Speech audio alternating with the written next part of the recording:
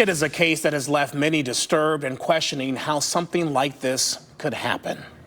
The bubbly 5-year-old, I know she was not there no more.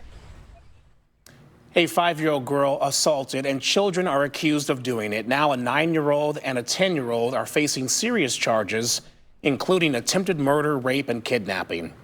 This case has also sparked calls for changes in the juvenile justice system. With more, here's News 5's Nadine Abasada. What happened to Antavia Kennebru's 5-year-old daughter has sent shockwaves across social media, affecting people like Ebony Spano. It was heart-wrenching. When Spano saw the story, she reacted immediately. I want to change the law. I want to hold children accountable who do wrong things. Spano wants to close what she describes as a legal loophole that, in her opinion, leaves young offenders with no accountability or help. She started an online petition calling for mandatory psychological evaluations for children under 12 years old accused of violent crimes. So you're asking for intervention? Yes, early intervention.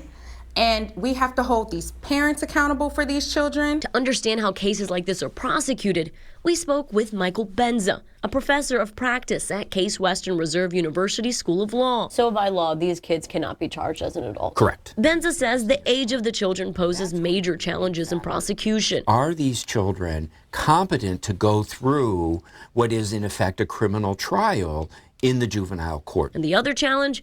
Proving whether they even understood what they were doing. I don't know what the juvenile court would do if the defense makes that argument that they were not capable of committing the crime because of their age. They could not understand really what they were doing. Benza says the juvenile court can still take action, focusing not just on punishment, but on getting the kids help. There could be placement in a rehabilitation facility or a mental health care facility. He believes that the intervention Spano is calling for exists in some fashion through social and child protective services. The problem is it has to be activated for it to do something.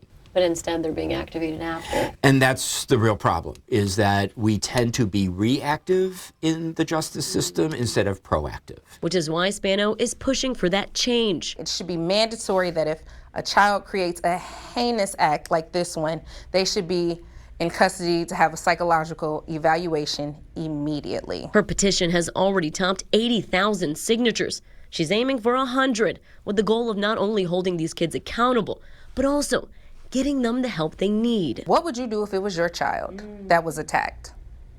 What would you do? Reporting in Cleveland, Nadine Abasada, News 5.